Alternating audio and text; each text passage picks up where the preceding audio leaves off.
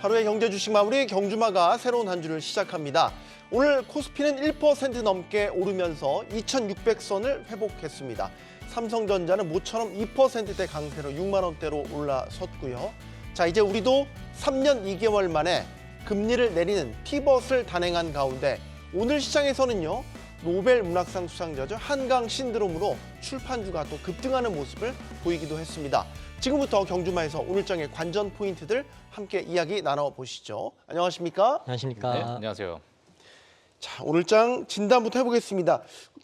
코스피, 코스닥 혼조세이긴 했지만 코스피는 그래도 의미 있는 2,600선 회복을 했고요. 네. 적긴 하지만 외국인도 그래도 700억 정도. 예. 네, 700억 정도 매수였습니다. 어떻게 평가하십니까? 좀 다행인 부분이었죠. 우리가 지난주 내내 얘기했었던 건 삼성전자 도대체 언제 오르느냐. 네. 실적 발표 이후에도 유의미한 상승을 보여주지 못했기 때문에 좀 답답했던 상황인데 오랜만에 삼성전자 2.5% 정도 상승을 했고요. 그런 의미로 소부장이라 일부 종목들도 오르고 있고 지금 시간으로 일부 EUV 관련주도 좀 오르고 있긴 한데 일단 좀 아쉬운 점을 먼저 말씀을 드리고 싶어요. 네. 이게 삼성전자가 오르면은 그 2차 전지도 좀 오르고 바이오도 좀 오르고 이렇게 좀 골고루 오르는 장세가 이루어졌는데 네. 오늘 코스닥이 뭐 약간 약세로 떨어지긴 했지만은 바이오랑 2차 전지가 약해서 그렇거든요. 그 우리가 올해 내내 떠들었었던 수급 부재, 네. 삼성전자가 가려면은 또 다른 쪽을 팔고 가야 된다는 이런 상황 자체가 조금은 안타까운 상황이고요. 그리고 낙폭 과대인 종목이 올랐다는 점에 봤을 때 그나마 다행이다라는 점. 그리고 시장에서 굉장히 특이했던 점은 저희가 조금 이따 아마 얘기할 시간이 될지 모르겠지만 금융주도 신고가가 나오고 있습니다. 네. 그러니까는 일단 지금 수급을 외국인들이라든지 기관들의 수급을 봤을 때는 많이 빠진 IT랑 그리고 금융주 위주로 수급이 들어오고 있다는 점이 일단 특이점일 것 같고요. 그런데 우리 개인 투자자분들이라든지 좋아하는 종목들은 우리 최근에 바이오도 많이 좋아했고요. 2차 전지는 우리가 작년부터 너무 사랑하고 있고요. 그런 쪽은 뭔가 오늘은 조금 뜨겁지 못했었던 그런데 이게 지금 상황에서 봤을 때 수급이 약세로 보일 때 내가 매수를 하느냐 매수를 하지 않느냐 이게 지금 어느 정도 지금의 판단일 수 있거든요. 어떤 스타일을 선호하세요? 일단 저는 개인적으로 최근에 이러죠. 우리가 주도주라고 얘기하는 거는요. 어떤 호재가 나와서 올랐을 때 빠지지 않고 버티고 장 빠질 때 조금 빠진 걸 주도주라 얘기하잖아요. 네. 근데 지난주까지 장을 봤을 때는 바이오가 맞긴 맞습니다. 근데 이제 바이오를 우리 들어오기 전에 몇 번 말씀드리긴 했지만은 이거죠. 바이오를 선뜻 스터디해서 내가 공격적으로 매수하기가 애매모호한 상황이에요. 오늘 일부 종목은 신고가를 쏜 바이오도 있고요. 일부 네. 종목은 올라오다가 만 종목도 있어요. 그런데 최근에 시장에 회자됐던 게 제 기억으로 한 10개 정도 언더로 되는 종목들이 있는데 큰 종목들 위주로. 근데 그 안에서도 일부 천차만별인 거죠. 그러니까 투자자들 입장에서는 차라리 ETF를 해볼까? 이런 생각도 하실 수 있는 거고. 그래서 네. 지금 일단 어찌됐든 수급이 어느 정도 돌긴 돌지만 그래도 8월 달, 9월 달보다는 또 말씀드립니다. 훨씬 나아졌습니다. 근데 우리가 미국장 S&P 500을 보면 헛헛하고요. 네. 그죠? 저기 다우를 보면 헛헛하는데 그러더라도 국내 시장만을 봤을 때는 좀 많이 나아지고 있다. 이렇게 정리하면 어떨까 싶습니다. 네. 김동희 팀장님은 오늘장 어떻게 평가하십니까? 네, 그동안 최근에 코스닥에 비해서 많이 못 올랐던 코스피가 그래도 정상 궤도에 진입을 잘 해줬다라고 보여지는 자리고, 그리고 이제 목요일에 TSMC 실적 발표가 남아 있는데, 순이익이 전년 비에 대비해서 40% 증가할 것으로 보여지고, 또 엔비디아의 CEO 젠슨왕님께서 12개월치 블랙엘이 솔드아웃이 됐다라는 기사도 주말 내내 이렇게 기사가 나왔잖아요. 나온 부분도 있고 이제 그런 부분을 생각해 봤었을 때 다음 주에 SK하이닉스 실적 발표까지 남아 있어요. 이제 24일 목요일에 실적 발표를 하는데 이제 그런 것들을 앞두고 본 궤도에 진입을 시켜놓은 게 그것도 이제 주가 상승에 조금 출발선이지 않을까. 그리고 삼성전자도 바닥을 진짜 언제쯤 다질까 아니면 바닥은 지나고 나서야 확인이 되는 건데 이 정도 가격대면 저는 진짜 바닥은 다져져야 되지 않을까. 그리고 삼성전자가 지켜줘야 한국 지수도 뭐 순환매가 돌 때 지수를 지켜주고 뭐 종목들도 지켜주고 나서 오르는 부분이 있는데 그런 거를 기대하기 위해서는 일단은 이런 반도체 쪽에서 오늘처럼 좀 온기가 많이 불었으면 좋겠다라고 생각을 하고 있습니다. 네. 오늘장 특히 코스피의 상승 저력 그 이면에 뭐가 있냐? 사실 지난주 뉴욕 증시가 괜찮았잖아요. 다우지수도 사상 최고치. 네. 이제 어닝 시즌도 본격적으로 돌입하면서 첫 개문을 연 게 이제 금융주인데 네. 괜찮았잖아요, 실적들. 좋았습니다. 다 훈풍으로 작용했다 이렇게 볼 수 있죠. 네, 맞습니다. 뭐 사실 지금 한국에서는 뭐 한강 신드롬이라고 하게 되면 네. 뭐 최근 미국 시장에서는 로보택시에 관련된 이야기가 정말 많이 나오고 있어요. 네. 사실 우리나라 국내 시장도 많이 2차 전지에 대한 수혜를 어느 정도 받을 것인가에 대한 기대감이 분명히 있었을 것으로 보여지는데 사실 로보택시만 두고 보면은 지금 방송 보시는 모든 시청자분들께서 아시겠지만 약간의 실망감이 지금 나오고 있는 상태였고요. 오늘은 또 테슬라가 어떻게 흘러갈지는 좀 우리가 지켜봐야 되는데 지난주 금요일부터 이제 실적 발표가 시작이 됐습니다. 네, 그러다 보니까 시장의 온기가 이제 불어넣는 그러한 상황은 있었고 만약에 시장에 우리가 조금 특징을 좀 보게 되면 과거에 이제 빅테크 기업들 위주로 조금 올라갔던 그러한 부분이 지난주에는 이제 러셀 2000 지수가 좀 많이 올라갔어요. 그래서 만약에 중소형주들을 보시고 계시는 분들은 내 관심 종목에 보고 계시는 분들 아마 러셀 2000 종목들은 특히나 중소형 기술주들은 많이 튀어 올라가는 그런 모습을 아마 보셨을 거라고 보여지는데요. 네. 물론 뭐 몇 달 전부터 뭐 섹터 로테이션이다 여러 가지 이야기도 좀 있었지만은 지금의 이제 실적 발표 시즌과 같이 맞물리면서 과거의 빅테크에 대한 여러 가지 기대감이 이번에는 가이던스로 또는 이번 실적 매출과 어닝으로 어떻게 풀어나갈지가 너무나도 중요한 상황이고 앞서서 이제 김동희 팀장님께서 말씀해 주셨지만은 TSMC, ASML 매번 실적 발표 때마다 늘 먼저 반도체에 대한 실적을 내놓습니다. 근데 이 두 기업으로 인해서 지금 앞으로 향후 또 반도체 기업들의 그 여러 가지 수요나 가이던스에 대해서 유추하는 그러한 하나의 지표가 돼버렸어요. 네. 자, 그러다 보니까 이번 주에 나오는 그 기업들의 실적에 따라서 앞으로 나오는 빅테크들의 그 반도체 수요가 특히 AI 칩에 대한 수요가 얼마나 강할 것인가 또는 내년에 가이던스가 어떻게 나올 것인가가 정말 이번에 실적 발표 관건이라고 좀 보여지고요. 네. 그리고 전반적으로 봤을 때는 이제 금리 인하 시기가 이제 점점 다가오게 되면서 이제 시작이 됐죠. 시작되고 앞으로 장기간 동안의 금리 인하의 정책이 계속 진행이 될 텐데 이런 부분을 러셀 2000 지수 특히나 작은 기업들이 어떻게 소화해 나갈까 네. 그 부분이 아마 실적 발표의 키포인트가 될 것으로 보여집니다. 네. 예. 확실히 지난주 미장에 훈풍이 있었던 게 사실 오늘 금융주도 괜찮았잖아요. 반도체주 뭐 삼성전자, 하이닉스 다 올랐고 다 미장에서 괜찮다고 평가받는 섹터들이 다 그대로 이어서 그렇죠.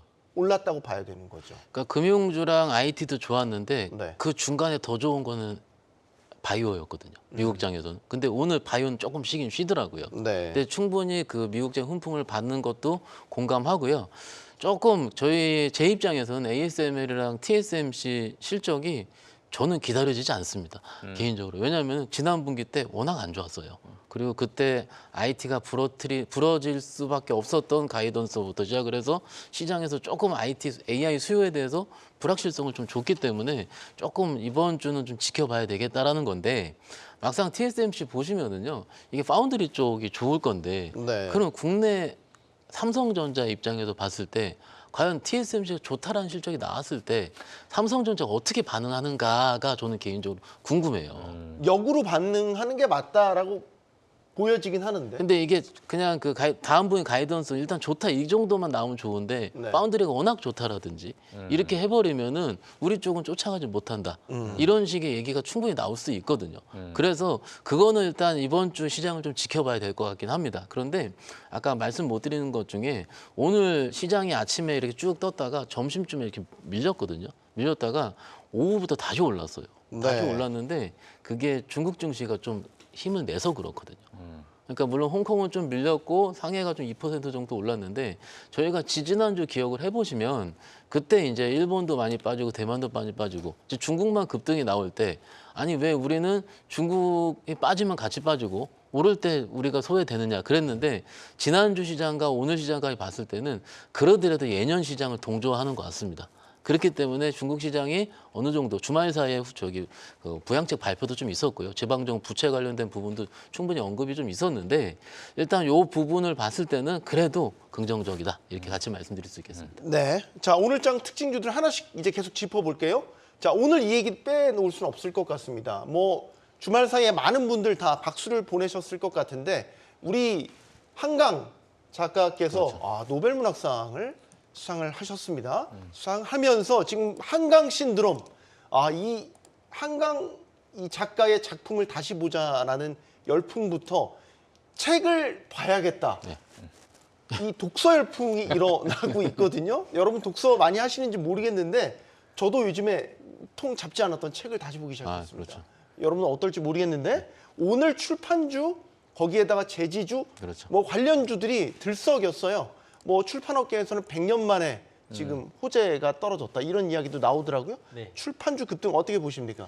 저는 사실 금요일에 급등을 하길래 좀 어느 정도 금요일에서 마무리되나 싶었는데 네. 주말 사이에 나오는 기사들과 뭐 100년 만에 한번 나올까 말까 정도라는 이런 이슈들을 통해서 오늘까지 강한 흐름을 봤었을 때에는 뭐 트레이딩 관점으로는 유효할 것 같고 그리고 고점은 뭐 유퀴즈에 나오셨을 때가 고점일 수도 있다라는 말이 있는데 뭐 그런 부분을 좀 생각해 보셔가지고 네. 트레이딩을 좀 해보시면 좋지 않을까. 신선한 관점인데 야. 유퀴즈에 나오는 네. 시점이 고점일 예, 수 있다. 동네 지표가 됐네요. 네. 어. 유퀴즈 출연한다는 소식이 전해지긴 했죠. 예. 한강 신드롬 어떻게 보고 계십니까? 박 팀장님 먼저. 네, 저도 뭐 정말 너무나도 의외에 정말 생각지도 못했던 그런 호재다 보니까 네. 관심 있게 보고 있습니다. 관심 있게 보고 있고 사실 국내에 많은 이제 기업들이 이러한 부분에 의해 가지고 이제 호재를 많이 수혜를 많이 받을 것이다라는 이야기들 좀 나오고 있는 상황인데 이게 뭐 고점이다. 뭐 이거는 뭐 모르겠습니다. 뭐 언제까지 이어질지 모르겠지만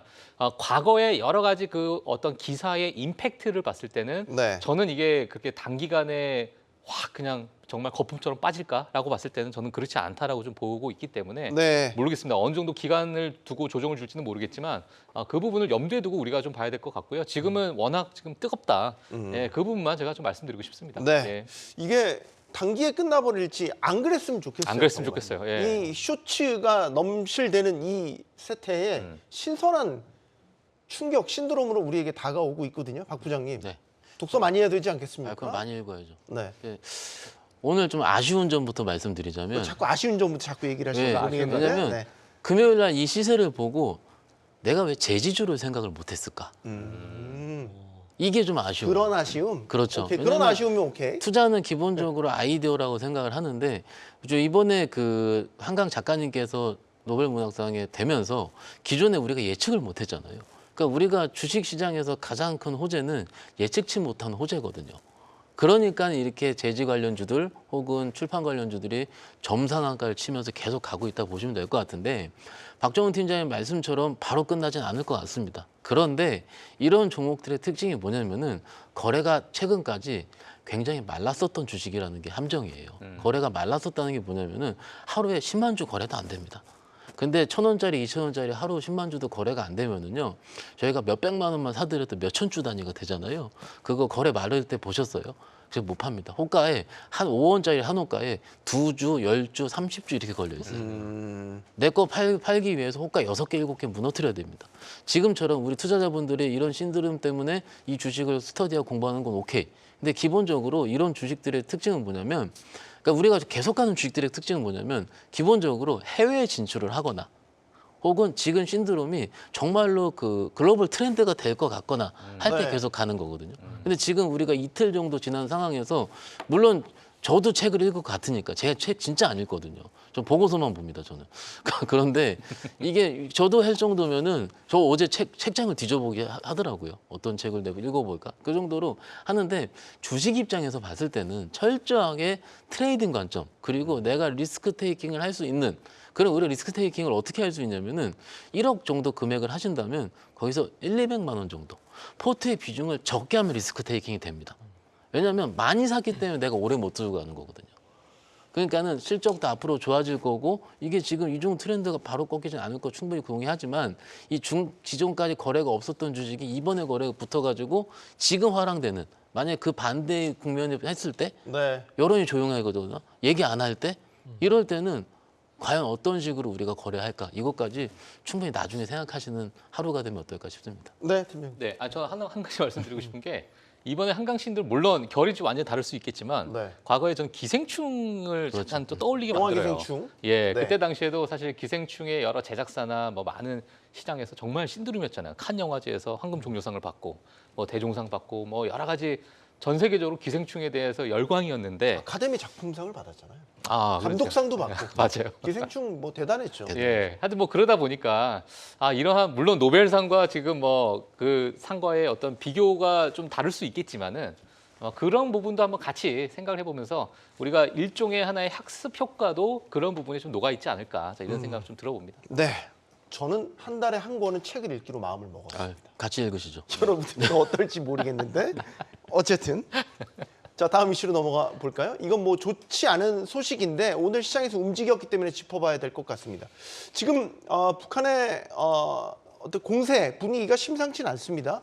오늘 그 전쟁 위기감이 좀 높아졌다 이런 분위기가 형성이 되면서 방산주 또 드론주 네. 이런 섹터들이 좀 움직이기 시작했어요. 김동희 팀장님 어떻게 봐야 되겠습니까? 맞아요. 북한이 한국이 평양에 무인기 침투 중이라는 소식을 북한 내에서도 내보내면서 자기들이 정당성이 있다라는 이런 행동을 하면서 보복을 할 수 있다라고 하는데 뭐 저강도, 중강도, 고강도의 보복이 있을 수 있는데 보면 저희가 대북 삐라를 북한으로 보냈을 때 북한에서는 뭐 고사총으로 사격까지도 했고 그래서 그런 경우가 있을 수가 있고 현재 보면 한국이 휴전선 인근에서 여러 군사 훈련을 많이 하고 있습니다. 근데 이런 거를 빌미로 통해서 뭐 서해안에서 배가 넘어올 수가 있고 그다음에 과거에 있었던 연평도 포격 도발 이런 것도 충분히 가능할 수 있기 때문에 사실 증시적으로 봤었을 때 별로 전혀 신경을 안 쓰고 있었지만 지금 하는 행동이 점점 수위가 높아지고 있잖아요. 그래서 그런 부분은 좀 신경을 써야 될 것 같고 그래서 군사적인 도발도 있지만 비군사적인 도발로 저희 한국한테 피해를 끼칠 수도 있습니다. 뭐 사이버 공격을 통해서 해킹으로 전산망을 저희 과거에 했었던 것처럼 마비를 시키는 이런 부분도 있기 때문에 일단 뭐 중동 정세가 계속 안정화되지 않고 악화되고 있기 때문에 방산주들은 그냥 저는 여전히 보유자의 입장에서 계속 접근하시는 게 좋을 것 같고 신규 진입하기에는 저는 조금 망설여지는 자리다라고 말씀을 드리고 혹시나 이제 사이버 공격 같은 걸 했었을 때에는 단기적으로는 뭐 보안주들이 뭐 단기 트레이딩 영역에 들어올 수 있다라고 보고 있습니다. 네. 유사시 한반도의 전쟁이라는 상황은 뭐 상상도 하기 싫죠. 하지만 최근에 북한의 움직임이 심상치 않고 계속 뭐 예를 들어서 뭐 우리를 향해서 아주 공격적인 메시지를 내놓는다든지 오늘 또 전해진 소식은 휴전선 인근의 포병 부대에 사격 준비를 완료했다 이런 소식도 전해졌고 우리가 무인기를 침투했다 이런 주장을 하면서 뭐 공포감을 조성하는 이런 식의 행동들을 계속해서 하고 있거든요. 우리가 앞에 일을 예단할 수는 없지만 어쨌든 지금 상황이 좋지 않은 건 분명히 맞는 것 같습니다. 박 부장님. 정말로 좋지 않은 상황이고 그런데 이러함에도 불구하고 외인들은 오늘 700억이나 매수를 왜 했을까? 라고 개인적으로 반문을 하고 싶어요. 네. 그들의 입장에서 봤을 때 저희가 이제 오늘 좀 많이 움직인 주식이 전통의 전쟁 관련주가 2개 있습니다. 빅텍스, 페코. 그죠? 그런데 네. 과거보다 엄청나게 많이 빠졌어요. 그래서 시총이 작은 거 스페코가 좀 더 한 18% 정도 오르기 시작을 했고 오늘 드론 관련주도 좀 꽤 뜨긴 떴는데 이게 어떤 식으로 개인적으로 매매를 하고 싶냐면 시장이 안 좋을 때 이쪽으로 좀 쳐다보면 좋을 것 같다예요. 일부 트레이딩 아이디어가 되는 거죠. 그러니까 정말로 이게 전쟁이란 부분은 우리가 생각할 수 없을 정도로 굉장히 끔찍하고 힘든 거예요. 그래서 우리 시장에서 만약 침투를 하게 된다면은 외국인들 입장에서는 반도전자뿐만이 아니고 웬만한 종목을 다 매도를 할 겁니다. 그런데 전략상으로 봤을 때 오늘 아까 말씀드린 것처럼 금융주도 매수를 했고 네. 그렇죠. 일부 여러 가지 종목들을 매수했다는 봤을 때는 그들 입장에 봤을 때는 일단 오늘까지는 그렇게 큰 리스크로 생각하지는 않는 것 같다예요. 근데 여기 실질적으로 뭔가 도발이라든지 이런 것들이 실질적으로 나오게 된다면 얘기는 또 달라지게 되겠죠. 그러면 시장이 또 안 좋게 될 겁니다. 그러면은 오늘 움직였던 주식들 일부 포함을 해가지고 다른 종목들이 쫙 움직이게 되겠죠. 그러면 우리 투자자들 입장에서 봤을 때 만약에 이런 국제적인 리스크 부분이 실질적으로 진짜 좀 더 확전되겠다, 확대되겠다 싶을 때는 떨어질 때는 분할 매수가 맞아요. 그런데 개인적으로는 이런 종목들의 매수는 저는 하지 않는 게 좋다. 왜냐하면은 장중에 잠깐 매매 차원에서 아이디어가 되는 거지. 왜냐하면 실질적으로 이게 주식하는 사람이 빠져라 기도하는 거랑 똑같거든요. 시장 빠져라. 우리가 방산주를 판단할 때 펀더멘털의 기준을 봤었을 때 예전에는 예를 들어서 북한이 어디다 미사일 쐈다, 네. 무슨 군사적 도발을 했다 이럴 때 이제 출렁이었잖아요. 네. 근데 요즘에 그런 반응들은 사실 무디단 말이죠. 이게 오늘 말씀드린 드론 관련주랑 전쟁 관련주를 제외하고요. 방산주는 또 다른 개념이긴 해요. 방산주가 지난주부터 갑자기 쫙 올랐는데 네. 제가 어떤 기사가 생각이 나냐면은 폴란드에서 사상 최대 규모의 방위비 증감을 하는 예산안이 통과됐다는 뉴스가 뜨자마자 방산주들이 쫙 뜨기 시작을 했거든요. 폴란드면 뜰만 하죠. 틀만 하죠. 네. K2전자부터 시작을 해가지고 충분히 추가 구매 의사가 있었었고 우리가 뭐냐면은 주식 입장에서 봤을 때는 뭐 한 가지 트리거가 필요하다는 겁니다. 그게 트리거가 뭔가 전쟁에 대한 분위기도 중요하긴 하지만 실적으로 지금 어떻습니까? 지금 실적 발표 시즌이거든요. 실적 발표 시즌에는 수주 혹은 실적이 애드될 수 있는 뭔가가 액션이 필요하다는 거예요. 그런데 지금 분위기가 완전히 평화로운 분위기에 방산주가 가는 건 어렵겠죠. 하지만은 지금 우리뿐만이 아니고 뭐 이라크, 아니 이란, 이스라엘 쪽부터 시작해 중동부터 시작해서 계속 이런 부분이 있으니까 분위기는 그렇다 치고 일단은 실적 발표 시즌에 방산 좀 봐야 되는 건 맞지만 지금 오늘 얘기한 작은 전쟁 관련주는 조금은 지양해야 되겠다라고 정리하면 어떨까 싶습니다. 네. 그러니까 제가 여쭤보고 싶은 요지는 이건 거죠. 주변 상이 마치 공포 분위기를 조성한다고 해서 네. 아 이게 오를 호재다 이런 식의 단순한 접근이 절대 이제는 그러면 안 됩니다. 아니라는 거죠. 그렇죠. 예. 네. 자, 다음 이슈로 또 넘어가 보도록 하겠습니다. 주말 사이에 어떤 뉴스에 집중하셨는지 모르겠지만 미국에서는요 아마 이 소식이 가장 핫했을지 모르겠습니다.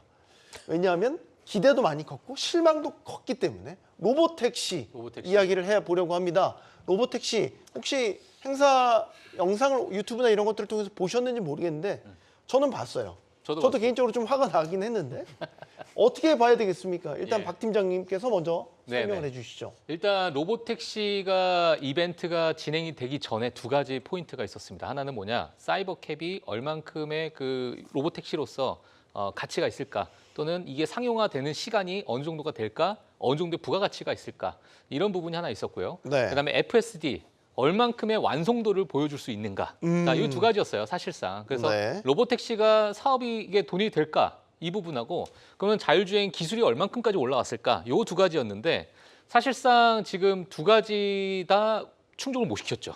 예, 왜냐하면 물론 로보택시를 이제 시연하는 그런 영상을 일론 머스크가 직접 타서 이렇게 한 바퀴 도는 영상을 찍긴 했는데 그 부분도 이건 약간 음모론이긴 합니다만 로보택시가요 자율주행이 이렇게 지나가다가 오른쪽에 깜빡이를 켜는 경우가, 그러니까 직진하는 동안에 깜빡이 켜는 경우가 없어요. 네. 예, 근데 이 원을 그리는 동안에 로보택시가 오른쪽 깜빡이를 켜고 직진을 하고 있었다는 거예요.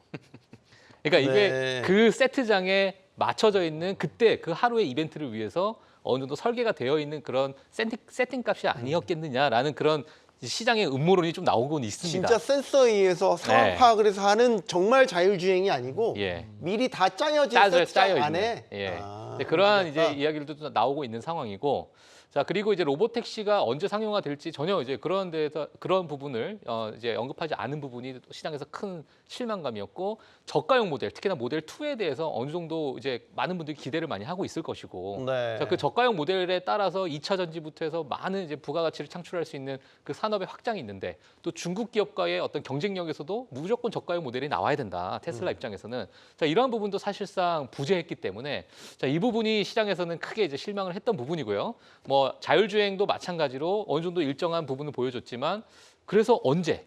그래서 이제 미국의 많은 이제 투자자들이 라이브를 키고요. 어떤 방송을 하고 있냐면 그래서 언제냐고 라는 대답을 질문을 계속하는 거예요. 근데 그런 부분이 제대로 나와 있지 않았다. 그리고 더 많은 분들께서 관심이 있었던 게 뭐냐면 휴머노이드 로봇입니다. 휴머노이드 로봇은 저는 개인적으로 되게 고무적으로 봤어요. 예, 좀 긍정적으로 보긴 했는데 일각에서는 이 휴머노이드 로봇마저도 인간이 뒤에서 원격 조종을 했었다. 라는 이야기가 나왔습니다. 그것도 이제 모건 스탠리 골드만삭스를 통해 가지고 네. 나오는 이야기다 역시도 보니까 음모론. 그 역시 시각이긴 하군요. 그거는 아마 약간의 좀 근거가 있는 것 같아요. 그 원격 조종을 했던 그런 부분은 뒤에서 그럼 조이스틱 같은 걸 이렇게 조정을 하고 있었다. 그런 겁니까? 그런 것도 좀 있었고, 네. 자 그러다 보니까 이러한 부분 여러 가지, 그러니까 의구점이 너무 많은 이러한 이야기들 때문에 지난 금요일 테슬라는 좋지 않았죠. 예, 이제 8% 넘는 급락을 보여줬는데 그러다 보니까 이제 향후 이제 테슬라의 원동력 앞으로 우리가 어떻게 이 테슬라를 우리 바라봐야 되는가? 펀더멘털적으로 전기차 또는 자율주행에 대한 이러한 부분을 메꿔줘야 되는데 이게 과연 메꿀 수가 있나? 네. 이러한 부분이 지금 실망감 나와 있는데요. 다들 아시다시피 지난 주말에 스페이스 X에 대해서 또 이야기가 나오다 보니까 네. 약간 좀 묻히는 감도 없지 않아 있는 것 같아요. 그 얘기는 조금만 이따가. 알겠습니다. 예, 네. 예. 일단 우리 휴머노이드 아까 로봇 얘기하시니까 휴머노이드가 오작동해서 사람 때리면 어떡하냐 이런 반응도 있었습니다. 자, 이 로봇 택시와 관련해서는 각자 또 보신 소감이 있으실 것 같아서 김동희 팀장님은 어떻게 봤어요? 저도 로보택시에 대해서는 똑같은 맥락으로 좀 생각을 하고 있고, 네. 그래서 근데 공개한 이제 휴머노이드 로봇에 대해서도 저도 인상 깊게 봤는데, 이게 가격대가 판매가 대당 25,000달러에서 뭐 3만 달러 정도로 책정을 해놨는데, 가격이 하나로 3,400만 원에서 4천만 원 정도 사이죠. 근데 지금 시중에 나와 있는 뭐 휴머노이드 로봇을 봤었을 때 단가가 1억에서 5억 원 정도 된다라고 해요. 그래서 이런 부분이 가격적인 부분, 그리고 일론 머스크 CEO가 말을 한 거는 보통 거의 지키고 나중에 실행하는 부분이 있기 때문에 일정에 대해서는 밀려서 노이즈가 발생할 수는 있지만 이런 휴머노이드 로봇은 주가에서 뭐 미래 굉장히 뭐 땡겨다 쓰는 거 좋아하잖아요, 저희가. 그런 부분을 충분히 땡겨다 쓸 수 있는 모멘텀이 될 수 있다라고 생각을 해서 추후에는 뭐 당장이 오늘이 될 수도 있죠. 그래서 주가에 반영이 되면서 저는 주가 상승을 좀 테슬라가 잘 하지 않을까라고 좀 생각을 하고 있습니다. 주가는 정반대로 일단 그 로봇 택시에 대해서는 실망감을 드러내면서 8%대 급락했습니다. 박 부장님 어떻게 보셨습니까? 일단 저희 본장 시작하기 전에 금요일 날 그러니까 미국에서는 프리마켓이죠. 네. 전 단계에서 막 움직이는 걸 봤어요. 네. 봤는데 그 시작하기 전에 5% 플러스였거든요. 그런데 저희가 기대가 확 반영됐고. 마이너스 3%로 끝나더라고요. 그러면은 8%의 변동성이 이미 미국장 시작하기 전에 나왔었다는 거죠. 네. 그리고 조금 있다 보니까는 우리 2차전 주식들도 같이 빠지기 시작을 한 거고요. 그러면은 막상 그 발표하고 난 당시에는 외신들의 보도라든지 그냥 우리가 영상을 보고 그냥 느낌만 봤을 뿐이지 네. 실적을 아이비들의 보고서라든지 이런 건 나오지 않은 상황에서 이미 세론이 나왔던 거거든요. 그걸 보면 생각한 게 이런 뭔가 그 미래 가치를 당겨서 쓰는 거를 지금 시장은 좋아하지 않는구나라고 느꼈어요. 그리고 가장 안타까운 점은 박종훈 팀장 얘기하셨는데 주식 투자자 입장에서는 그냥 모델 2입니다. 2. 저가형 모델이 언제 양산하는지 그래서 언제 양산을 해서 이거가 몇만 대 정도, 뭐 20만 대도 50만 대 팔릴 것 같다라는 앨런 머스크의 말을 기다렸던 거죠. 네. 왜냐하면은 그들도 역시 실적 발표 시즌, 테슬라가 아마 23일로 기억을 하는데 실적 발표 시즌 앞서가지고 가장 중요한 건 숫자입니다. 숫자를 보여주고 내년 내후년도의 실적을 땡겨서 써야 되는데 사이버캡부터 시작을 해가지고 숫자에 대한 건 그냥 밤에 했잖아요. 밤에 너무 휘황찬란하고 너무 미래지향적인 이런 부분이 이제 내가 확인할 수 있는 숫자는 아직 제가 보기에는 네. 별로 없었으니까 왜 외신 입장에서 해외 IB 입장에서도 그게 좀 부재했다라고 보는 것 같아요. 우리 야구로 치면 윈나우 지금 그렇죠. 이기길 원하는데 그렇죠. 자꾸 미래의 꿈만 심어주는 이런. 그렇죠. 우리 이길 거다만 얘기를 하는 거죠. 네. 그러니까는 이게 지금 이게 일론 머스크도 주식을 굉장히 잘하는 인물일 겁니다. 그러함에도 불구하고 이번에 숫자가 안 나왔다? 뭡니까? 아직은 좀 시간이 걸릴 것 같다라고 시장에서 판단을 한 거겠죠. 그러니까는 우리 장으로 좀 돌아와 볼게요. 네. 그 금요일 날 오후에 2차 전지 밀렸고 오늘도 좀 밀렸지 않습니까? 밀렸는데 핵심은 이겁니다. 그러면 우리가 그 전에 2차 전지가 올랐을 때 핵심은 뭐냐면 LG 엔솔이 실적 발표 시작을 했고 실적한 이후에 이랬어요. 벤츠라는 테슬라에 468 배터리를 납품을 하겠다라는 거였지 않습니까? 네. 그러면은 그게 중간에 좀 뜨는 거죠. 사이버캡이라든 이런 쪽에 신제품에 468 배터리가 들어간다라든 재원이라든 이런 부분이 조금이라도 언급이 되기를 저는 밤새서 빌었거든요. 제발 좀 얘기를 해라 앨런 머스크. 근데 이게 전혀 그런 부분이 우리는 안 나왔잖아요. 그러니까는 물론 그런 그 연례적인 행사에 이런 얘기 재원까지 나오지는 않겠지만 그러더라도 조금 기대감이란 부분만 작용했었다라는 거고요. 추가적인 부분은 이제 23일 날 실적 발표 그때 전후로 해서 추가 코멘트를 드리면 어떨까 싶습니다. 네. 박 팀장님. 예, 제가 조금만 더 말씀드리면 사실 뭐 저도 마찬가지로 희망회로를 돌리면 안 되겠지만 지금 상황에서 네. 저는 약간의 우리가 좀 의미 있게 바라봐야 될 부분은 뭐냐면 이번에 테슬라 로보택시가 발표된 후에 미국 시장에서는 이미 경쟁 구도가 완전히 나왔어요. 이게 뭐냐면 우버 리프트와 그다음에 테슬라의 로보택시의 어떤 경쟁 구도가 완전히 섰습니다. 그래서 그날 테슬라 주가 급락한 날 우버 맞아요. 주가가 맞아요. 확 뛰었잖아요. 예, 우버는 이제 사상 최고치를 찍는 네. 그러한 모습을 보여주게 되고, 자 그러다 시장에서는 이제 인간이 운전하는 로보택시의 어떤 로보택시가 아니죠. 인간이 운전하는 그 모빌리티의 그런 산업, 그리고 테슬라가 지금 보여줬었던 그 로보택시의 산업, 이 두 산업끼리의 어떤 경쟁 구도를 이제 만들어가고 있는 상황이다 보니까 이 미래 모빌리티 산업 자체는 저는 이 파이가 점점 커질 거라고 저는 기대를 하고 있고, 네. 이 방향성에 대해서는 우리가 더 조금 긍정적으로 바라볼 수도 있지 않을까. 물론 이 기간이 얼마나 걸릴지는 우리가 좀 봐야 되겠지만 그런 부분은 우리가 한 번쯤은 좀 고민을 해봐야 될 시기가 아닐까 이렇게 좀 보여집니다. 이 로보택시에 대한 뭐 재원이나 향후 계획이나 이런 것들에 실망하셨던 분들이 이날 행사 오히려 주인공은 로봇 아니었냐, 휴머노이드 로봇 아니야, 옵티머스 그 얘기를 오히려 많이 하실 정도로 이날 행사의 본류 자체에 대해서는 실망감이 역시 크다라는 걸 부인하지 못할 것 같습니다. 그런데 그 다음에 또 나온 게 스페이스X 이제 해보려고 해요, 얘기. 스페이스X에서 이제 그 화성 탐사선 시험 비행에서 초대형 로켓 이게 이제 발사된 게 중요한 게 아니라 회수가 되는 과정이 굉장히 화제가 됐어요. 이것도 박 팀장님께 설명을 부탁드릴게요. 네네. 뭐 많은 영상을 통해서 보셨을 거라고 보여집니다. 전 봤습니다. 예, 저도 보긴 했는데. 젓가락 팔. 맞아요. 네. 그거를 이제 제가 이제 그 나사에서 또는 이렇게 방송을 실시간으로 보는 거 보니까 찹스틱이라는 단어를 쓰더라고요. 그러니까 네. 이걸 이제 젓가락 팔이다 이렇게 이야기를 많이 하는데 일단 기술력만 보게 되면 뭐 제가 기술에 대해서는 전혀 이해를 할 수가 없기 때문에 좋아 보여요. 저게 그냥 봐도. 예, 좋아. 저게 가능한가라는 생각이 들어요. 저게 정말 가능한 기술인가라는 생각이 들다 보니까 정말 엄청난 그런 환호를 받고 뭐 나사부터 시작해서 이제 전 세계 이제 여러 엔지니어링에서 종사하시는 분들이 정말 이건 역사의 한 획을 긋는 그러한 기술력이다. 왜냐하면 예. 그 추진체 자체는 한 번 쓰면 예전에 다 버렸다고. 그래요. 바다에 그냥 떨어지거나 아니면은 그냥 이렇게 낙하산 정도를 달아가지고 나중에 회수하지만 재활용이 불가능했는데 맞아요. 이거는 역추진으로 그대로 정거장으로 다시 왔잖아요. 맞아요. 마치 리와인드한 것처럼 말이죠. 예, 보통 이제 바다에 떨어지면 그 회수하는 과정에서 어마어마한 비용이 좀 드는데 네. 그 안에 바로 그냥 착륙함으로써 수백만 달러, 특히나 뭐 10분의 1로 이제 비용을 줄일 수 있다라는 이야기가 나오게 되면서 네. 시장에서 큰 관심을 받았던 것 같고요.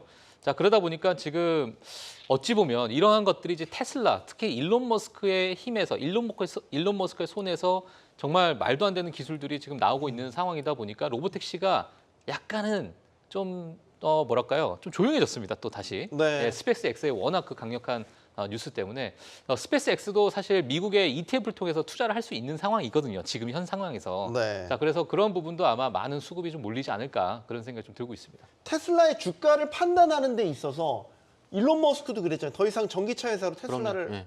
판단하려면 주식을 살 이유가 없다. 그럼 이제 앞으로 뭐 FSD라든지 아니면은 아까 옵티머스 더 나아가서 이건 직접 상장사는 아니지만 스페이스X까지 연달아서 테슬라 주가를 판단하는 게 기준이 좀 달라져야 되는 거 아니에요, 이제? 그러니까 밸류에이션을 어떻게 주느냐에 따라 다른 거죠. 그런데 오늘 제가 세 번째 얘기 드립니다. 지금은 실적 발표 시즌. 지금은 아니다. 지금은. 그러니까는 저희가 소위 내러티브가 발동되는 구간이 있어요. 그거는 한 다음 달 정도, 다음 달 15일 정도 지나면서부터. 그것도 보는 게 맞을 것 같고 지금은 그거를 일단 수적은 무조건 봐야 된다라는 거예요. 일단 그리고 오늘 좀 특이한 점 말씀드리자면 스페이스X 이제 회수 성공한 뉴스를 보고 뭐가 움직였냐면 오늘 우주항공주가 움직였습니다. 국내에 와. 움직였는데 네. 제가 딱 오늘을 정리를 해드릴게요. 오늘 빠졌었던 우주항공주는 기존에 회자가 됐었던 종목이 빠졌고요. 회자가 되지 않았었던 종목은 올라서 끊었습니다. 지금 뭐냐면은 각각의 하나의 모멘텀을 가지고 시장에서 들어와서 와 오르면 세론이 발동하고 있다는 거예요. 서두에 말씀드린 것처럼 국내 시장에서 세론이 발동하지 않는 곳은 현재 바이오밖에 없습니다. 나머지 섹터는 올 세론입니다 지금. 그래서 수급이 부재한 게 계속 안타깝다. 지금 올해 한 6월 달 7월부터 계속 안타깝다 이렇게 말씀드리고 있는데 네. 이런 부분도 일단 국내 시장에 작용을 했다라는 거고요. 그 한 몇 달 전 돌아가 볼까요? 올해 우주항공청 개청했다. 기억나시죠? 그럼요. 그때 개청할 때요. 여러 시장에서 이런 얘기가 있었습니다. 이제 시작이다. 그 주가 그때까지 우주항공 관련주들이 굉장히 좋았거든요. 팀장님 기억하시죠? 네, 그렇죠? HE성하고. 근데 그때 어땠습니까? 역사적 고점이었습니다. 국내 수급 같은 경우는 이게 뭔가 모멘텀이 가장 큰 올해 우리나라에서 할 수 있는 가장 큰 모멘텀이 우주항공 재청이었거든요. 네. 그게 그게 나왔으니까는 갔다가 그 다음에 추가적으로 근데 종목들을 살펴봐도 실적 되는 종목들도 있긴 있어요. 밸류를 어떻게 주냐에 좀 다르긴 다른데 예전처럼 우주항공주가 마이너스만 찍히던 적자가 찍히던 그런 주식이 아닙니다. 그런데 아직까지도 이런 종목들이 아직 수급이 안 들어오고 있는 지금 상황. 그죠? 그 오늘 제가 오후에 좀 자료들을 쭉 살펴보니까 미국에 상장되어 있는 ETF들도 회자가 조금씩 되긴 되더라고요. 네. 그러니까는 그쪽 수급들이 지금 최근 시장 보시면은 빠졌던 것들이 좀 올라오는 게 마음이 편하지 않겠습니까? 그러면 지금 그쪽 안에서도 우주항공 관련주들도 지금 일부 속해 있고 투자자분들은 국내 쪽도 보긴 보지만 미국의 ETF도 많이 보고 있다. 이렇게 정리하면 어떨까 싶습니다. 자, 테슬라를 보는 데 있어서 지금 일단 중요한 건 실적, 인도량. 자, 이렇게 구체적인 숫자가 우리 앞에 나타나는 거. 이거를 확인을 해야 된다라는 건데 오늘 2차 전지주가 빠졌단 말이죠. 네. 주말 사이에 나왔던 로보택시에 대한 실망감이 어느 정도 반영이 된 것 같은데 네. 김동희 팀장은 어떻게 분석하고 있습니까? 그런 부분도 있고 저는 좀 기술적인 부분에서 접근해 본다라고 네. 하면 어느 정도 바닥을 다지고 저점을 찍고 올라왔어요. 올라왔으면 주가가 마냥 올라가는 부분은 없잖아요. 그래서 뭐 역회된 숄더라고 모양이 있는데 뭐 삼성 SDI나 LG 에너지 솔루션 같은 경우는 저점을 찍고 가파르게 올라온 상태에서 다만 차트적으로 좀 쉬어갈 뿐 그렇게 큰 뭐 트럼프가 돼도 사실 2차 전지는 안 할 수는 없습니다. 그리고 테슬라도 트럼프가 됐을 경우에 불이익보다는 오히려 얻을 수 있는 이익이 많기 때문에 테슬라 주가에 대해서는 저는 그렇게 부정적으로 보지도 않고 있기 때문에 결국에는 그런 모멘텀들이 합쳐져서 차트적으로도 기간 조정, 가격 조정을 잘 받은 상태에서 좋은 모양새를 만들고 있는 과정이다라고 보여집니다. 이거는 생각이 좀 다르실 수도 있을 것 같아서 같이 의견 일단 들어보겠습니다. 그러니까 2차 전지 업황을 봤을 때 외국인들이 들어오는 LG 에너지 솔루션부터 시작한 대형 셀 3사들은 제가 보기에 괜찮아요. 괜찮고 해볼만하고 지난번 LG 에너지 솔루션 실적 보더라도 발표함에도 불구하고 들어 올렸거든요. 오늘 장중에 잠깐씩 플러스를 내긴 냈었고 근데 그런 종목 봤을 때 대형주 위주로 수급이 아직까지 들어오는 상황이라 이거죠. 그런데 우리가 최근에 올라올 때 뭐라 그래 첨가제라든지 혹은 뭐 음극재라든지 양극재 같은 이런 섹터에 대해서는 조금 다르게 생각할 필요가 있다고 합니다. 네. 왜냐하면은 이게 지금 지나치게 수급에 의존한 상황도 있고 요즘 보면은 올라올 때 좀 어느 정도는 줄이는 게 어떻게 보면 일종의 생활화된 것 같아요. 그러니까 지난주에 올렸잖아요. 그럼 지금 한 이틀 정도 조정을 받았는데 팀장님 말씀대로 조금 더 조정을 받으면은 여기서 이쁘게 돌려지게 되거든요. 그런데 당장 빠질 때 매수하는 것보다는 어느 정도는 시장에서 다시 2차 전지다라고 얘기할 때 하더라도 왜냐하면 빠질 때 이틀만 빠지더라도 6, 7% 금방이거든요. 그러니까 차라리 처음에 빨간불이 보고 있다가 그때 매수하는 게 제가 보기엔 조금 더 안정적이지 않을까 싶습니다. 네. 잠깐 긴급 진단. 네. 2차 전지와 직접적인 지금 대선은 어때요? 그러면 트럼프, 해리스, 박빙이라는 건 우리가 다 알고 있는 거고 네네. 계속해서 지금 트럼프가 치고 올라온다라는 소식도 제가 뉴스를 본 바가 있어서 맞습니다. 정말 전혀 예상하기가 정말 힘든 그런 대선인 것 같고요. 사실 미국에 있는 많은 기업의 CFO들은 지금 여러 이제 뭐 R&D 자금이나 여러 이런 부분에 대해서 집행을 해야 되는 상황이긴 한데 지금 투자를 줄이고 있는 상황이에요. 왜냐하면 너무나도 불확실한 그 대선의 지금 지지율을 보는 상황에서 이제 그런 부분을 좀 줄이고 있는 상황이고요. 지금 제가 사실 오늘 방송을 통해서 제가 요 대선 관련해 가지고요. 설문조사를 좀 가지고 나왔습니다. 도대체 이제 많은 부분에서 어떻게 보고 있는가. 잘하셨어요. 예. 네. 지금 MBC에서는요, 미국에서 MBC에서는 지금 48대 48입니다. NBC. 미국식으로 해주시죠. 미국식으로 NBC에서는 네. 48대 48 동률이에요. 그리고 ABC라는 또 매체가 있죠. 네. 거기서 50대 48로 해리스 부통령이 우위를 점하고 있다. 네. 이렇게 나오고 있는 상황이고 그리고 전 세계적인 언론사에서 하는 설문조사를 봤을 때 지금 51대 48로 해리스가 우위에 있다라는 이야기가 나오고 있는데 재미난 게 뭐냐면 지금 미국 대선에 그 베팅 사이트가 있습니다. 네. 정말 전 세계에 있는 그 베팅을 하시는 분들이 나와가지고 하시는 그 사이트를 보게 되면 지금 트럼프와 해리스가 53대 46으로 트럼프가 압도적인 우위를 차지하고 있어요. 근데 그 베팅 사이트는요 참여자분들이 정말 한 수십만 명이 되거든요 사실상. 자 그러다 보니까 이게 설문조사에 몇천 명, 3천 명, 5천 명보다도 훨씬 많은 참여자들이 있는 베팅 사이트다 보니까 이게 가늠을 할 수가 없는 그런 상황인 거죠. 자, 그리고 지금 경합주 같은 경우에도 7개 경합주, 과거 미 대선을 봤을 때 결국에는 이 7개 경합주에서 대통령이 결정이 됐다라고 하다 보니까 지금 가장 많은 관심을 갖고 있는데 이 부분에서도 지금 동률로 나오는 부분도 지금 상당히 많이 나오고 있는 상황이고 네. 지금 카말라 해리스 부통령이 4개 주에서 우위를 점하고 있고요. 트럼프 후보가 3개 주에서 우위를 점하고 있는데 지금 그 격차가 거의 동률 정도 수준이 아닐까라는 생각이 들 정도로 지금 정말 박빙의 상황이기 때문에 정말 전쟁이군요. 전쟁. 이 정도면 전쟁입니다. 정말. 네. 예. 이거 뭐 누가 이길지 예측하기가 정말 쉽지 네, 않고 그런 상황이다. 이렇게 네. 말씀드리고 싶습니다. 이게 이제 어쨌든 대선이 결과가 나올 때까지는 이런 식의 불확실성에 우리 증시도 휩싸일 수밖에 없다라는 거. 예. 그 대표적인 거 2차 전지도 여기에 분명히 영향을 받을 수 있다는 것 염두에 두시기 바랍니다. 자, 어느덧 3분기 실적 시즌입니다. 삼성전자가 뭐 다소나마 좀 실망스러운 실적을 공개하긴 했지만 이제 줄줄이 우리도 섹터별로 나올 테고요. 미국도 마찬가지죠. 미국에서는 일단 금융주가 스타트를 끊었긴 했는데 좋은 스타트를 한 것 같습니다. 네. 오늘 그것 때문에 오늘 우리 시장에서도 금융주들이 괜찮은 흐름 보였죠. 네, 맞습니다. 그래서 KB금융 같은 경우 보시면 오늘 그 밸류업 지수에 탈락을 하고 난 다음에 네. 차익 매물이 나온 다음에 좀 강한 상승세를 보여줬는데 업종 내에 가장 높은 뭐 보통주 자본 비율을 가지고 있고 그다음에 강력한 주주 환원 정책이 KB금융 내에서는 계속해서 진행될 것으로 보여져서 뭐 다른 금융주들도 많이 따라 올랐는데 유독 KB금융은 그런 뭐 차익 매물이 나온 거에 비해서 강한 상승세를 보여준 것처럼 보여서 뭐 PBR이 근데 이제 어느 정도 0.7까지는 이제 올라온 부분이 있어서 이렇게까지 가파른 상승세는 더는 기대는 못할 것 같고 조금 우상향은 계속 지속될 수 있을 것 같다라고는 보여지고는 있습니다. 네. 금융주가 사실 이제 밸류업과도 연관이 돼 있고 금리가 상당히 높았던 시기에 요즘 장사 잘하잖아요. 그렇죠.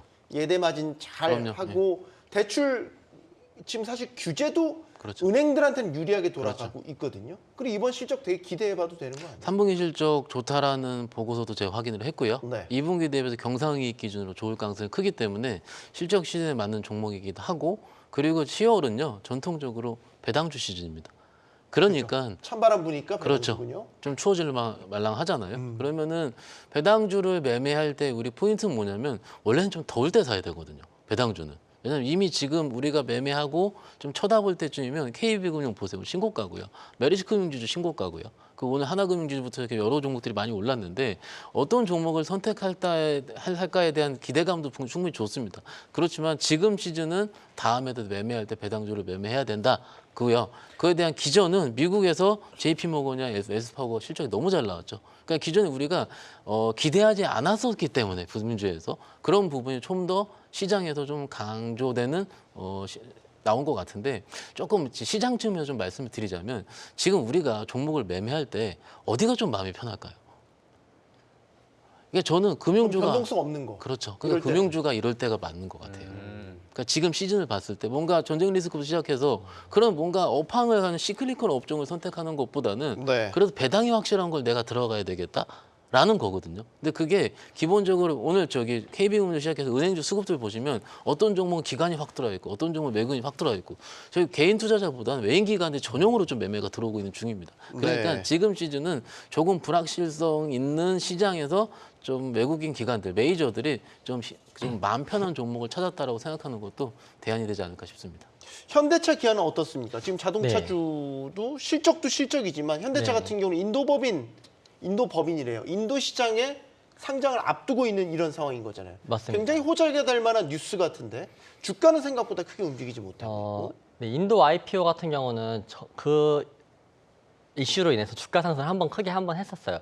자동차 관련 주들도 다 같이 한번 크게 상승한 적이 있어서 지금은 그렇게 크게 주가 상승 영향을 미치지 못하는 것 같고 네. 말씀대로 실적 시즌이다 보니까 현대차 3분기 뭐 합산 영업이익을 뭐 예상치를 봤었을 때 7조 원을 넘겼을 거라고 전망을 하고 있어요. 근데 3분기 누적 영업이익이 처음으로 22조가 되는 거고 전년에 실적이 나왔던 게 처음으로 26조 원이 현대차가 넘겼었어요. 근데 올해는 현대차가 28조 정도 넘길 수 있다라고 영업이익 전망이 나오고 있거든요. 그래서 그런 부분을 봤었을 때 일단 현대차 IPO 너무 좋은데 주가 반영은 앞에 한 번 됐었고 지금은 좀 쉬어가는 과정이다. 그래서 박스권 지금 딱 중간 정도 위치인데 뭐 박스권 중간이랑 살짝 하단에서는 저는 뭐 현대차가 언제든지 매수 가능하고 충분히 상승을 할 수 있다라고 보고 있습니다. 네. 현대차 다음 주에 지금 인도 시장 상장 그렇죠. 예정돼 네. 있잖아요. 네. 어떻게 보십니까? 호재 이런 재료는 효과가 끝났다고 보시는지. 아니 효과는 끝나지 않은 것 같습니다. 왜냐하면은 반영 자체를 주가 측면에 한 적이 없어요. 그러니까 비슷하게 이제 인도에 상장돼 있는 인도에서 영업을 하고 있는 부품단 몇 개는 좀 움직이고 있거든요. 네. 그런데 현대차 자체는 그걸 움직이지 않았어요. 그럼 근데 왜 지금 안 움직여요? 시장이 다음 주인데? 선택을 안 한 거죠. 아직은 이게 지금 실적이라는 부분 때문에 이 이후에 제가 보기엔 선택을 될 것 같아요. 지금 뉴스는 계속 쏟아져 나오고 있고 아마 23일 날 아마 이제 상장 22일, 23일 정도 상장이 예상되게 하는데 네. 그 전에 한 번은 현대차 튈 가능성이 큽니다. 그런데 오늘 직원들끼리도 무슨 얘기를 했냐면 오늘 내일이 다 다른 시장이거든요. 지금 오늘은 이런 이슈를 삼성전자의 저평가 매력에 반영을 했다고 치면 내일은 다시 자동차가 뛸 수도 있어요. 그런데 그거를 시장 참여자가 연속성 측면에서 이걸 예측할 수 없기 때문에 미리 못 사는 거거든요. 그런데 그거 실적이 좋았으면 미리 땡겨가지고 좀 들어올 때 내가 매수를 할 수 있을 텐데 지금은 그걸 반영을 안 한 상태예요. 그러니까 충분히 그런 호재가 있기 때문에 지금 시장이 그래요. 조금 반영할 호재를 가지고 어떻게 보면 시장 마음대로 반영을 한다. 그렇기 때문에 저는 이거에 대한 기대감 충분히 있어도 될 것 같고요. 22일이고 이제 기간 형학부터 시작해서 좀 충분히 시즌이 예측돼 있는 부분이기 때문에 저는 뭐 해볼 만하다 말씀드릴 수 있겠습니다. 네. 자, 오늘 마지막 짚어볼 섹터 반도체가 되겠습니다. 미국에서는 지금 엔비디아의 그 말도 많고 탈도 많았던 블랙웰 네. 칩에 대한 수요가 어느 정도는 확인이 된 거죠. 젠슨 왕의 입을 통해서. 맞습니다. 예. 그래서 지금 뭐 블랙웰에 대한 수요는 뭐 정말 인터뷰에서도 미쳤다라는 이야기가 나올 정도로 이야기가 나오기 때문에 본인이 미쳤다고. 그러니까 본인이 미쳤다 지금. 자기애가 굉장히 강한. 예. 그러니까 지금 블랙웰의 수요가 워낙 지금 폭증하고 있기 때문에 정말 인세인이라는 단어를 쓸 정도로 네. 그러한 이제 단어를 쓸 정도로 지금의 블랙웰 수요가 뭐 엄청나다라는 이야기를 하고 있고요.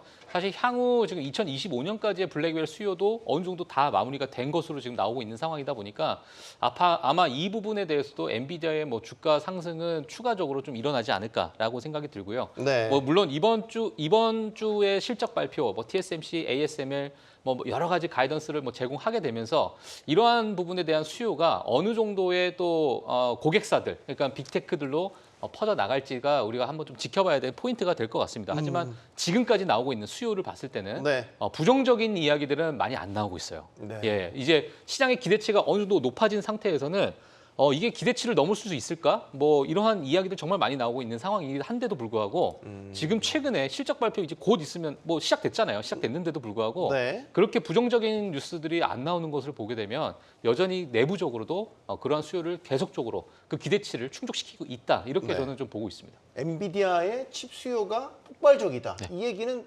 한국 기업 입장에서 적용해 보면 SK 하이닉스 실적을 그만큼 눈높이를 높여도 된다. 아침에 뭐 분이 질문하시더라고요. 이 기사를 보내주면서 저한테 네. 관련주가 뭐냐? 그래서 제가 엔비디아라 그랬습니다. 그죠? 그 다음에 국내 관련주는 하이닉스. 거기에 좀 더 들어가게 되면 HBM 관련주 이렇게 되거든요. 네. 근데 하이닉스까지는 충분히 워킹을 할 만해요. 한데 그 중간에 그 다음 달에 내려오는 국내 HBM 관련한 종목들을 좀 말씀을 좀 드리고 싶은데 최근에 그 종목들이 차트가 삼성전자보다 더 이뻐요. 미리 선반영이 돼가지고 어느 정도 자리를 만들어 놨거든요. 근데 만들어 놓을 때 그 종목이 조악했었던 그 수급을 살펴보면 기관 투자가들 수급이 많이 있습니다. 그런데 지난주에 모 종목이 실적 발표했는데 바로 팔아버리더라고요. 이게 뭐냐면 실적이 그들의 눈높이, 그러니까 우리가 레포트를 보잖아요. 레포트를 보고 컨센서스 대비해서 더 잘나면 추가 매수가 가능한데 만약에 컨센 부합이라든지 약간 미세한 수준이 나오면은 바로 매도할 가능성은 큽니다.